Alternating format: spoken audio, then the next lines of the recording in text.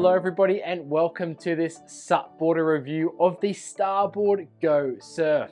Starboard designed the Go Surf for lighter riders and especially for women up to 95 kilograms, offering a board that's light to carry, has good glide and stability, and yet is really nimble and responsive to turns in the waves. Do we think it fits that description? Let's find out.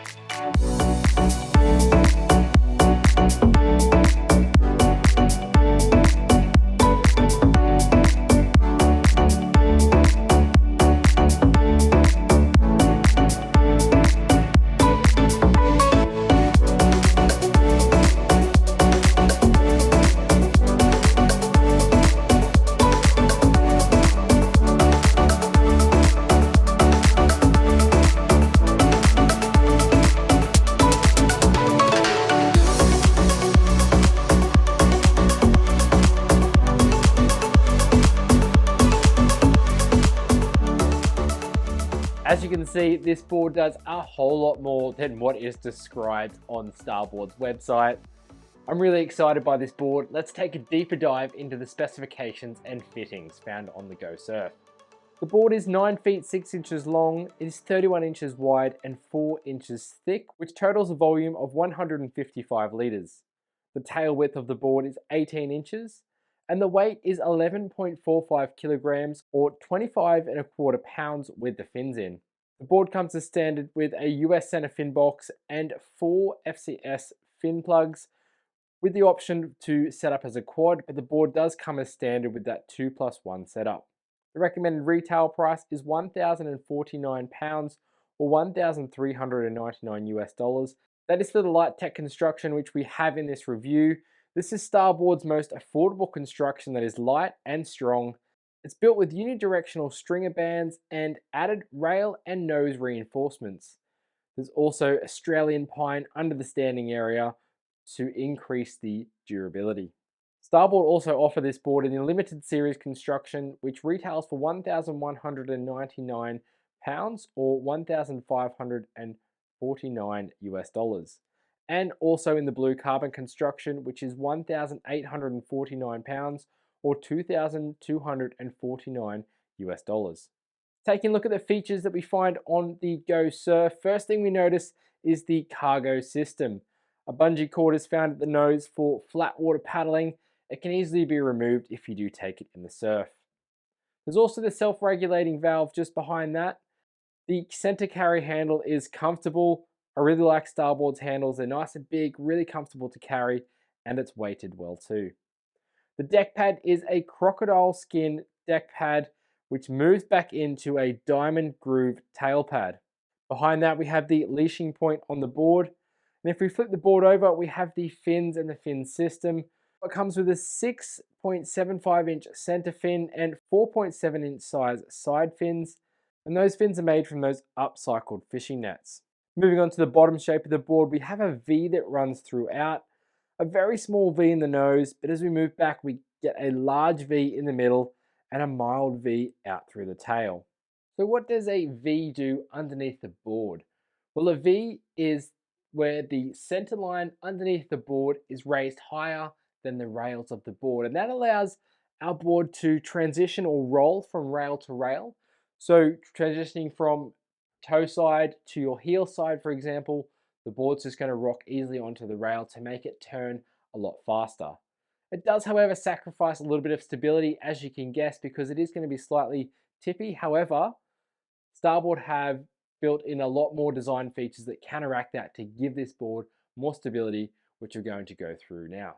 The rocker line on the board is moderate, and as you can see, there is quite a kick in the nose with a slight kick out through the tail. It's fairly flat throughout the middle, which offers great paddle speed and really good stability as well. The outline shape of the board is quite parallel in the middle, which again offers that great stability and balance when waiting for waves. The nose stays fairly wide, but it does pull in a little bit at the end to slightly reduce that swing weight when turning. As we look toward the tail, you can see it really pulls in at the very back, and this helps with the performance of the board. A narrower tail makes it easier to turn from rail to rail as your toes and heels are closer to the edges of the board.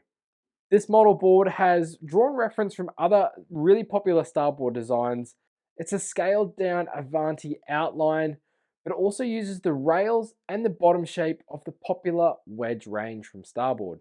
The deck is really flat, which adds to that stability and overall balance as well. So lots of design elements going into this board to help it both be stable but also performance in the waves. And it's really hard to get a really good mix of that. So let's see how it did perform on the water. Now I'm going to let you know that I have had this board out in multiple conditions. The footage that we have were from two different sessions. I was using a 360 camera where the waves were probably about head high on the sets, which is a little bit bigger than I would have liked to take this board out in. It's definitely suited to those smaller waves, but I wanted to see the limits of where it could be pushed. And then the other footage that you see is from a smaller day where I really wanted to showcase the performance in those smaller waves and how well it does surf. So firstly, jumping on it, paddling, it feels really stable. Like we've said, that flat deck, 31 inches of width, really helps you to stand with ease. Paddling over waves was super easy, and that was one of the bigger highlights of this board for me. I didn't fall off once paddling over waves, and as you went over the top and into that turbulence, the board really sat on top of the water nicely, and it didn't feel like it was getting moved around in the wave, even on the bigger day. It has some good glide, but with that nose kick, it didn't feel as fast as other 9.6 boards with a flatter rocker like some of the other long boards on the market. To be honest with you though, it doesn't really matter because the nose kick helps when paddling into steeper waves. I feel I could take off pretty late and make each wave that I took off on. Taking off on smaller, slower waves and the paddle speed wasn't much of an issue at all, and I found myself catching every wave that I paddled for. Now the performance of this board is what I really enjoyed about riding it. It is just really easy to surf on the wave. It does exactly everything that you want it to do. It felt really smooth going through turns, cutbacks, top turns, walking the board. It felt really nice. There were no points where I felt like the board was holding me back. Everything just happened. It even nose rides amazingly, which I was super impressed with. I did not expect this board to nose ride really at all, but I could stand up on the nose and I felt like I was just on a bigger longboard. I feel the fin setup that comes with this board is perfect as standard. You can really get some great carves, and the board feels really lively for something that's really aimed at those beginner to intermediate riders.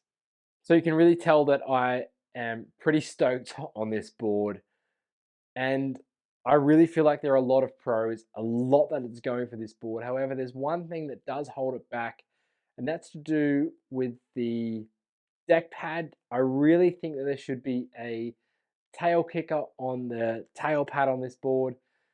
It does come on the limited construction and the blue carbon construction boards, but on a light tech, they've really stripped it back so you just get the flat deck pad, no raised bumps, no kicker at the back. Why I'd like a kicker is because as I was moving back and placing my foot on that tail pad, I would have really liked to have really wedged my foot up against that kicker and have something so I can push against and know that I'm not going to slip off the back or step a little bit too far back. What I do like though is that there is a different tail pad with a diamond groove to feel your feet there. If I were to personally purchase the Starboard Go, I'd probably look at getting the limited or the blue carbon construction just for that reason of having that kicker at the back, and that is personal preference. This board is absolutely perfect for those beginner and intermediate riders. I'm going to start by talking about the beginner riders and why this board is going to be good for you. If you're in that weight range of 70 to 90, 95 kilograms, and you are getting into the sport of SUP surfing, maybe you've had a couple of sessions before, maybe you're completely new at it and you're at that lighter weight range, the Go is such a great board. The stability you get from it, the ease of riding on the wave, you're going have that nose kick, so it's a little bit more forgiving when you are catching waves. It's not going to nosedive, and you are going to get a lot more enjoyment out of your surfing. I feel like you'll progress a lot with this board as well because it teaches you to utilize the whole board, moving up and down to create the speed, and also that change in deck pad is going to help with your feet positioning at the tail. This board will really shine when the conditions are probably smaller than shoulder high, so anything underneath that. but also the conditions are quite clean, so there's not too many bumps or wind chop on the water. However, I will say that this board can handle chop. I was out there in a rip surfing and I noticed that I had great stability as I was moving around in that bumpy water. So you can definitely take it out in that. However, just with that V, it may get a little bit tippy for those beginner riders. So do take that into consideration. And if you are an intermediate rider, I definitely suggest getting the Go because it is a board that can do just about everything. I would really buy this board just as a great family board. I'd happily jump on it, go for a flat water paddle, or go out into the waves and catch some waves. I could put the kids on there. They would definitely enjoy playing around on that. My wife could paddle it as well and even start to catch some waves on it. The dog could get on. And it's a really great size for transportation as well. You can easily put it on the roof. It's not super heavy. It's quite that easy size, not too wide, not too big. Really great board for the family. Everything I've just spoken about adds up to great value for money when you are purchasing the Go Surf. Yes, the blue carbon does get a little bit expensive, and that is definitely the more performance construction. It's really lightweight and it is made of carbon as well. So you're getting a lot of great features, but it is a higher price point. So I would recommend going for the limited construction or the light tech just because it's that more affordable price point. You don't really want or need that really high performance in the board. So opting for those, affordable constructions is a great way to go. Now, I'll finish by speaking about Starboard, the brand. Obviously, you probably have heard of Starboard by now.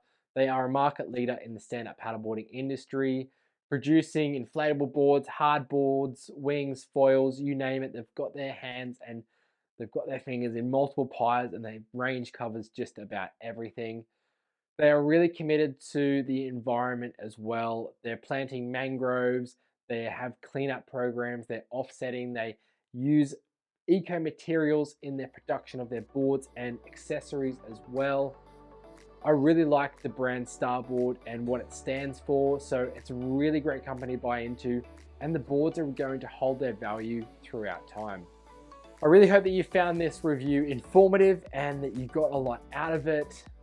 I'm super stoked on the Go Surf. I'm going to go surf right now on it again.